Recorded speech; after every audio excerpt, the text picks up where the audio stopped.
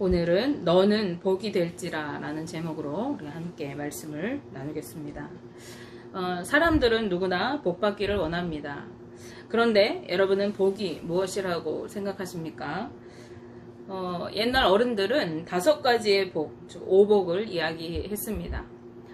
치아가 좋아서 음식을 잘 먹고 건강하게 사는 것, 또 자손을 많이 낳고 집안이 번창해서 대를 잇고 살아가는 것, 또 부부가 오래오래 함께 백년해로 하는 것, 또 집안에 손님이 많이 드나드는 것, 즉 좋은 인간관계, 좋은 친구들을 많이 맺고 또 그 친구들을 대접할 수 있을 만큼 넉넉한 형편으로 사는 것, 그리고 죽어서 명당에 묻히는 것, 그래서 자손들에게 좋은 혜택을 주고 돌보는 것이 5가지 복이라고 이야기했어요. 다시 말해서 건강하게 부부가 오래오래 살면서 자손을 많이 낳고 넉넉하고 부유한 삶을 살다가 편히 죽는 것이 복이라고 여긴 것입니다. 이것을 한마디로 말하면 편하게 잘 먹고 잘 살다가 잘 죽는 것을 복이라고 했다는 것이죠. 이 땅에서 잘 먹고 잘 살다가 죽는 것이 과연 우리가 말하는 복의 진정한 의미일까요? 제가 방금 소개해드린 이 오복은요, 약간 변형된 그러한 오복이에요. 사실 이 오복은 중국 고서인 서경이라고 하는 책에 홍범편에 소개된 것인데요. 거기에 소개된 5가지 복은 장수하는 것, 부유하게 사는 것, 그리고 집안에 우환이 없는 것, 그리고 하늘이 나에게 준 생명을 다하고 평안히 죽는 것 등을 오복 중에 하나라고 여겼고요. 그리고 여기에 한 가지를 더 했는데, 이 한 가지는 바로 덕을 좋아하고 즐겨서 덕을 행하는 것이 복이라는 거예요. 아무 근심 걱정 없이 건강하고 부유한 삶을 오래오래 살다가 평안히 죽는 것만 복이 아니라 덕을 즐겨 행하는 것이 오복 중에 하나라는 것입니다. 이 덕이라고 하는 것은 바람직한 인격과 그 인격을 통해 나타나는 바른 결과를 뜻하는 것이에요.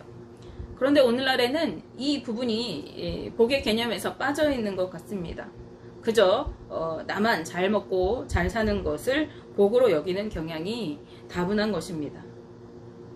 그래서 우리는 바른 가치관이나 인격을 갖추는 것이나 그에 걸맞는 삶을 살아가야 한다는 그런 생각들은 온데간데 없어지고 그저 잘 먹고 잘 살기 위해서 너도 나도 돈 벌기에만 혈안이 되어 있는 그러한 세상을 사는 것 같아요.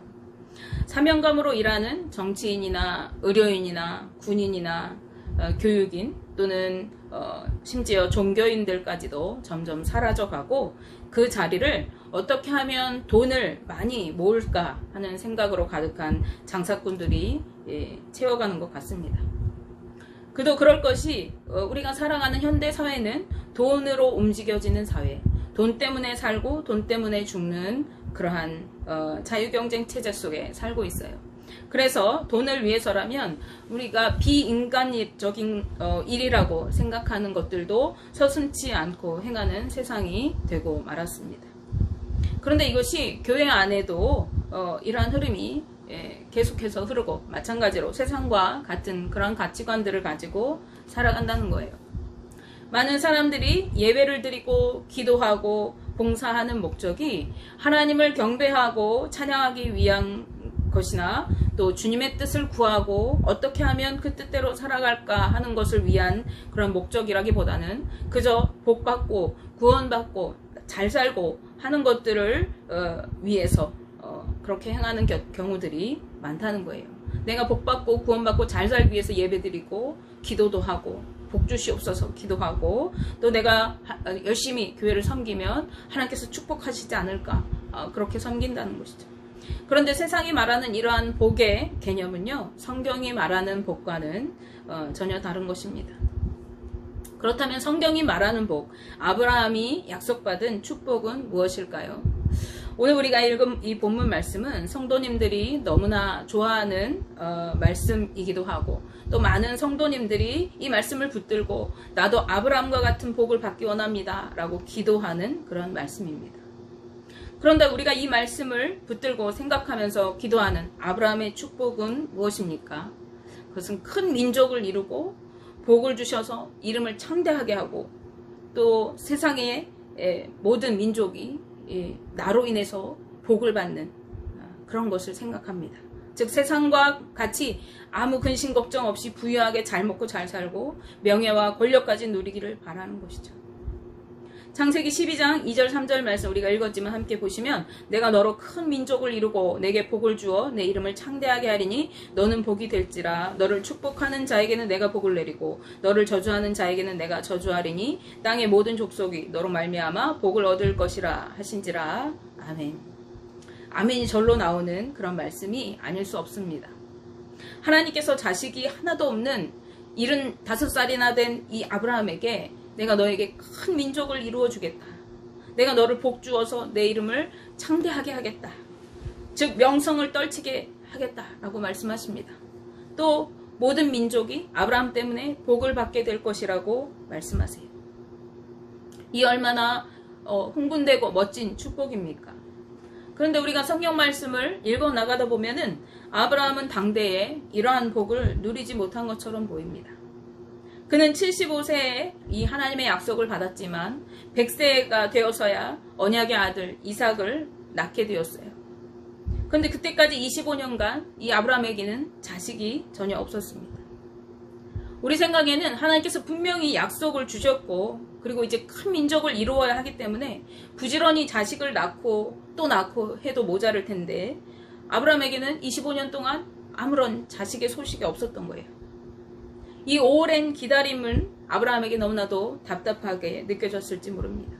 그래서 그는 결국 기다리지 못하고 인간적인 방법을 써서 제 마음대로 이스마엘을 낳기도 했던 것이죠. 그런데 하나님의 약속에는 조건이 있습니다. 그가 삶의 터전, 고향집을 떠나야 하는 것이었어요. 자기가 의지하고 살아가던 자기의 토지와 부모의 집, 안식처가 되어지는 그 모든 삶의 배경을 다 떠나서 하나님이 약속하시는 땅, 하나님이 가라고 하시는 그 땅으로 나아가야 했던 것입니다. 아브라함은 하나님의 이 약속의 말씀을 믿고 아내와 식솔들을 이끌고 어디로 갈지도 모르는 그 유랑길에 오르게 됩니다. 그리고 오랜 여행 끝에 가나안 땅에 도착해서 그곳에 제단을 쌓고 하나님께 예배를 드렸습니다. 하나님께서 약속하신 그 땅에 이르렀으니까 아주 평안하게 살아야 되는데 이내 그 땅에 기근이 들게 되었어요. 그래서 다시 애굽으로 길을 떠나야만 했습니다. 아브라함의 삶은 우리가 생각하는 축복의 삶이기는커녕 노년에 쉽게 정착도 못하고 이곳저곳으로 이주해야 하는 녹록치 않은 삶이었습니다. 그뿐 아니라 아들 이삭과 또 이삭의 아들 야곱의 삶도 결코 순탄하지 않았음을 우리는 성경을 통해서 확인할 수가 있어요.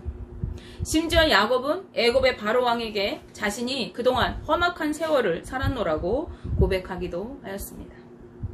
이들의 삶에서 큰 민족은 상상할 수도 없습니다. 민족은커녕 자손도 야곱에 이르러서야 겨우 12명의 아들을 얻게 되었습니다. 그리고 그마저도 형제의 미움을 받은 한 아들을 잃게 되었던 것입니다. 그런데 성경은 이들이 하나님의 축복을 받은 자들이라고 우리에게 소개하고 있어요. 왜 그럴까요? 하나님께서 말씀하시는 축복은 우리가 생각하는 것과는 다른 것이기 때문입니다. 하나님께서 말씀하시는 복은 돈 많고 근심 걱정 없이 잘 살고 잘 먹고 하는 것이 아니라 이런 것들은 당연히 하나님의 백성에게 부차적으로 따르는 것이고, 그러면 하나님께서 말씀하시는 축복은 무엇인가 하면은요, 그것은 언제나 어디서나 그가 하나님과 동행하는 삶을 살아가는 것입니다. 즉 삶의 모든 순간에 하나님을 인정하고 그분의 뜻을 따라 살아가는 것이 그에게 가장 큰 축복이라는 거예요. 마찬가지로 우리에게 가장 큰 축복인 것입니다. 그 이유는 하나님께서 하나님 되어주시고 또 내 아버지가 되어주시는 삶이기 때문입니다. 하나님께서 나를 그분의 소유로, 그분의 백성으로, 그분의 자녀로 인정해 주시는 삶인 것이죠. 왜 이것이 복이 됩니까? 하나님의 자녀, 하나님의 백성, 하나님께 소유된 백성은 바로 하나님께서 인정해 주시는 삶은 하나님께서 친히 지키시고 돌보시고 인도해 주시는 삶이기 때문입니다. 우리의 필요를 따라 풍성하게 채워주시는 은혜를 베푸시는 삶이기 때문에 그렇습니다. 또한 우리를 위해 대신 싸워주시고 원수 갚아주시는, 그래서 날마다 승리하게 하시는 삶이기 때문에 그렇습니다. 아브라함과 그의 자손인 이삭과 야곱과 요셉은 모두 이와 같은 삶을 살았습니다. 날마다 하나님과 동행하며 하나님께서 책임져 주시는 삶을 살았던 축복의 사람들인 것입니다. 아브라함은 하나님의 약속의 말씀을 믿고 순종하여 기꺼이 고향과 친척과 아버지의 집을 떠나왔을 뿐만 아니라 이주하는 곳마다 제단을 쌓고 하나님께 예배를 드렸습니다. 삶의 모든 순간에 하나님을 인정했던 것입니다. 그런 아브라함에게 하나님은 방패가 되어주시고 상급이 되어주신다고 말씀하십니다. 창세기 15장 1절 앞부분 말씀에 아브라함아 두려워하지 말라, 나는 내 방패요 너의 지극히 큰 상급이니라 라고 말씀합니다. 그의 아들인 이삭 또한 하나님과 동행하는 삶을 살았고 그 모습을 본 이스마엘은 하나님께서 저 이삭과 함께 동행하시는구나, 그것을 깨닫게 되자 우리 서로 불가침 조약을 맺자라고 하면서 언약을 맺게 됩니다. 창세기 26장 28절 말씀에 그들이 이르되 여호와께서 너와 함께 계심을 우리가 분명히 보았으므로 우리의 사이 곧 우리와 너 사이에 맹세하여 너와 계약을 맺으리라 말하였노라 라고 말씀합니다. 무슨 말입니까? 하나님께서 함께 하시는 사람은 믿지 않는 사람들도 알아본다는 거예요. 즉 저 사람이 하나님의 사람인지 아닌지 믿지 않는 사람들이 더 잘 알아보게 된다는 거예요. 다시 말씀드리면 여러분의 삶을 바라보는 이들이 여러분에게 너 혹시 교회 다니지 않니? 혹시 예수님 믿지 않니? 내가 너를 보니까 왠지 너는 믿는 사람인 것 같아 라는 말을 해야 한다는 거예요. 그런데 반대로 누군가 예수 믿는 사람이 왜 저래? 쟤는 교회 다닌다더니 왜 저 모양이야? 제가 다니는 교회는 나는 안 갈 거야 라고 말을 한다면 우리는 자신의 모습을 돌아보고 회개해야 하는 것입니다.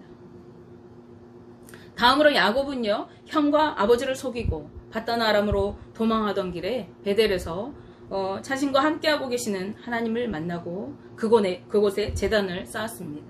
그리고 그곳에서 하나님의 축복, 아브라함에게 주셨던 그 축복을 야곱이 다시 받게 돼요. 창세기 28장 13절 14절 말씀에 또 본즉 여호와께서 그 위에 서서 이르시되 나는 여호와니 너의 조상 아브라함의 하나님이요 이삭의 하나님이라. 내가 누워있는 땅을 내가 너와 내 자손에게 주리니 내 자손이 땅의 티끌같이 되어 내가 서쪽과 동쪽과 북쪽과 남쪽으로 퍼져나갈지며 땅의 모든 족속이 너와 내 자손으로 말미암아 복을 받으리라 라고 말씀합니다. 야곱이 언제 축복의 말씀을 받았습니까? 그는 큰 민족을 상상할 수도 없는 시절에 형의 것을 속여 빼앗고 도망자 신세가 되었을 그때에 이 축복의 말씀을 받았습니다. 이처럼 아브라함과 이삭과 야곱의 삶은 모두 인간의 눈으로 볼 때 힘겹고 고단한 삶이었습니다. 뿐만 아니라 이들은 하나같이 인격적으로 모두 허물과 허점이 있고 연약한 자들이었습니다. 그럼에도 불구하고 이들이 복된 자들일 수밖에 없는 이유는 하나님께서 함께 하시는 하나님의 백성, 하나님께서 책임지시는 인생이었다는 것입니다. 그런데 오늘 본문 말씀을 다시 보시면 하나님께서는 이렇게 말씀하지 않으세요. 내가 너에게 복을 줄 테니까 너는 그 복을 받아서 마음껏 누려라 라고 말씀하지 않으셨어요.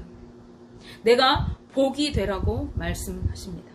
즉 네가 복이 되어서 복된 존재가 되어서 모든 민족이 너로 하여금 복을 받게 하라고 하시는 것이에요. 우리는 요셉의 삶을 통해서 복된 삶이, 복이 있는 삶이 어떤 삶인지 엿볼 수가 있습니다. 요셉은 아버지의 편애 속에서 귀하게 자랐어요. 그런데 다른 아들들보다 특별히 예쁨을 받았던 이 요셉은 형들이 볼 때 여간 눈에 거슬리지 않는 그런 얄미운 동생이었기 때문에 형들의 손에 의해서 하루아침에 애굽의 노예로 팔려가게 되었어요. 집에서 아주 귀히 여기던 아주 보배로운 아들에서 하루아침에 노예로 전락하게 된 것입니다. 우리의 눈으로 볼 때 이런 요셉의 삶은 축복받은 삶과는 거리가 먼, 오히려 절망스러운 저주받은 상황이 아닐 수 없죠. 그러나 성경은 그렇게 말씀하고 있지 않습니다.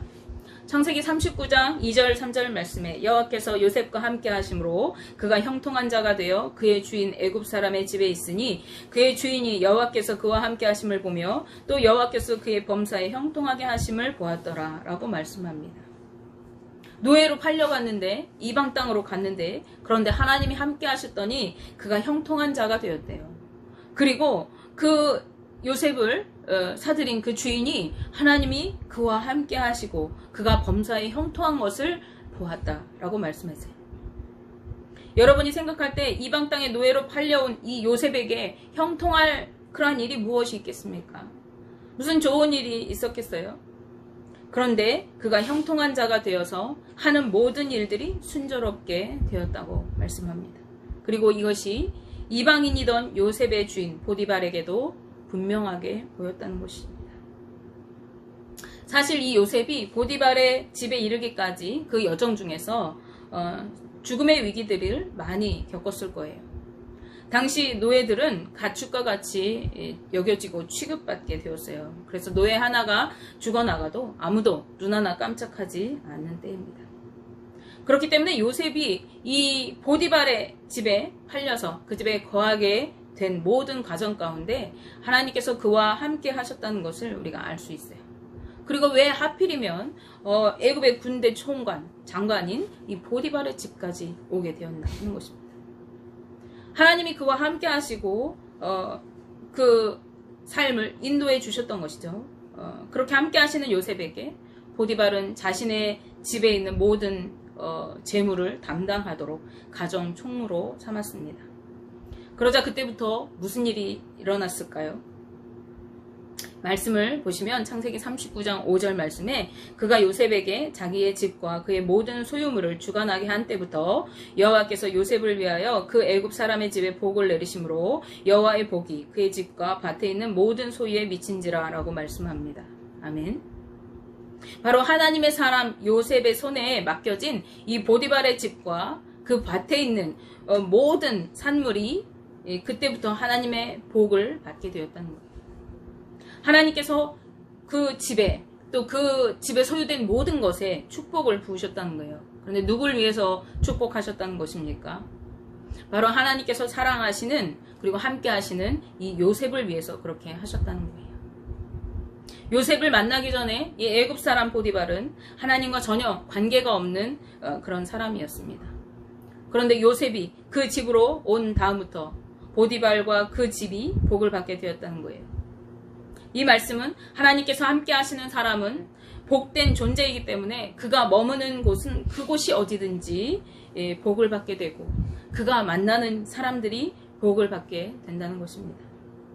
하나님의 자녀된 우리 성도님들이 함께 거하는 집과 학교와 일터가 그리고 여러분이 거주하는 그곳이 복을 받게 된다는 거예요. 왜 그렇게 되는 것입니까? 바로 여러분이 하나님과 함께하는 삶을 살아가게 될 때 하나님의 자녀인 여러분이 거하는 곳에 하나님이 축복하시는 거예요. 여러분이 하나님의 뜻대로 말씀에 순종하며 살아갈 때 하나님이 그러한 여러분을 통해서 여러분이 거하는 그곳에 여러분이 만나는 그들에게 축복을 부어주신다는 것입니다. 요셉의 삶을 보고 우리는 어떻게 생각합니까? 야, 이제는 보디발의 집에서 인정받으면서 은혜와 축복을 누리면서 하나님 주신 축복을 누리며 살고 형통한 삶을 살아갈 것이라고 생각할 거예요. 왜 그래요? 그 집의 모든 재물을 다 담당하고 주인이 맡겼어요. 믿고 맡겼죠. 그리고 그 주인의 집도 이 요셉이 맡은 순간부터 막 축복이 임하고 잘 되어지는 겁니다. 하는 것마다 형통한 거예요. 그런데 요셉은 또다시 시련을 겪게 됩니다. 바로 강간미수범으로 몰려서 감옥에 갇히게 되는 것이죠. 이게 웬 청천벽력 같은 상황입니까?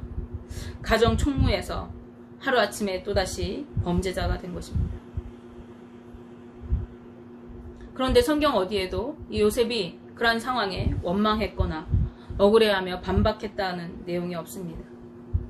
그리고 감옥에 갇힌 이때에도 하나님께서 요셉과 함께 하셨고 간수장에게 은혜를 받아서 죄수를 관리하는 일을 맡게 되었다는 것을 말하고 있어요. 심지어 간수장은 요셉을 신뢰하고 그가 하는 모든 일을 간섭하지도 않았어요. 그런데 그 감옥에 갇힌 사람들은 어떤 사람들이냐? 그 감옥에 갇힌 사람들은요, 왕의 일을 맡아보는 궁중의 관료들이었어요. 그런데 일개 종이었던 요셉에게 그 죄수들, 왕궁에서 일하던 그들을 관리하는 일을 맡겼던 거예요. 요셉이 이렇게 그 감옥에서도 그 간수에게 은혜를 받고 그러한 직무를 맡을 수 있었던 이유는 성경이 바로 하나님께서 그와 함께 하셨기 때문이라고 우리에게 일러줍니다. 창세기 39장 23절 중반절 말씀에 이는 여호와께서 요셉과 함께 하심이라 여호와께서 그를 범사에 형통하게 하셨더라 라고 말씀합니다. 그가 노예였을 때에도 그리고 누명을 쓰고 죄인이 되었을 때에도 하나님과 함께 했기 때문에 요셉은 형통한 삶을 살아갔습니다. 그리고 마침내 애굽의 총리가 되어서 그 온 땅의 재물을 담당하게 됩니다.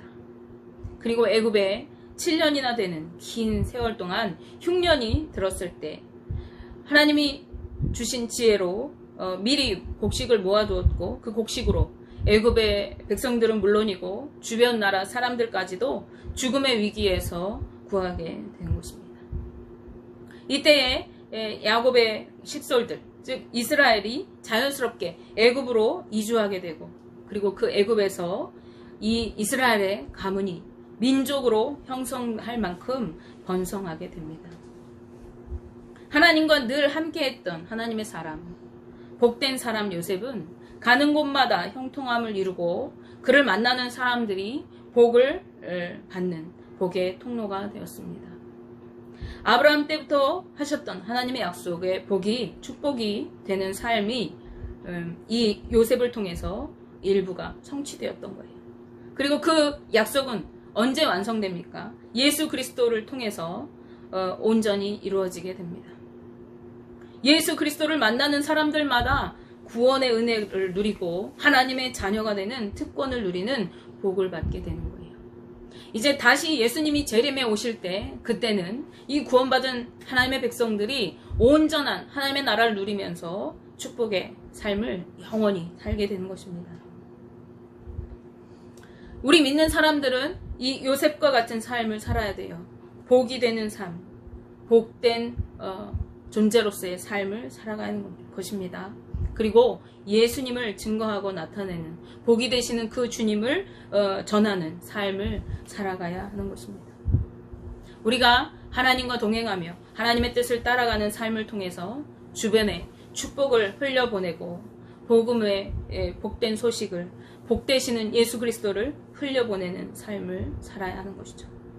이러한 삶이 예수님께서 말씀하신 빛이 되는 삶이고 우리가 그리스도의 향기를 나타내는 삶인 것입니다.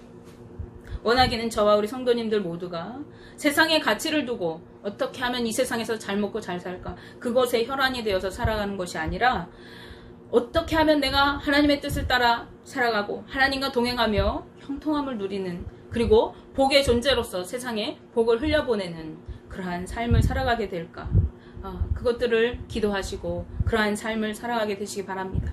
물론 우리가 세상 살아가는데 물질이 전혀 중요하지 않은 것은 아니에요. 우리가 열심히 물질도 모아야 돼요. 근데 그 목적이 내가 이 땅에서 잘 먹고 잘 사는 것이 아니라 내가 열심히 번 그 물질을 가지고 내가 어떻게 하면 하나님의 뜻을 이루며 살까 그러한 목적을 가지고 살아가야 합니다. 여러분과 저의 삶이 복이 되는 삶, 복이 될지라 말씀하신 하나님의 그 말씀하신 삶을 살아가는 축복된 인생 되시기를 주님의 이름으로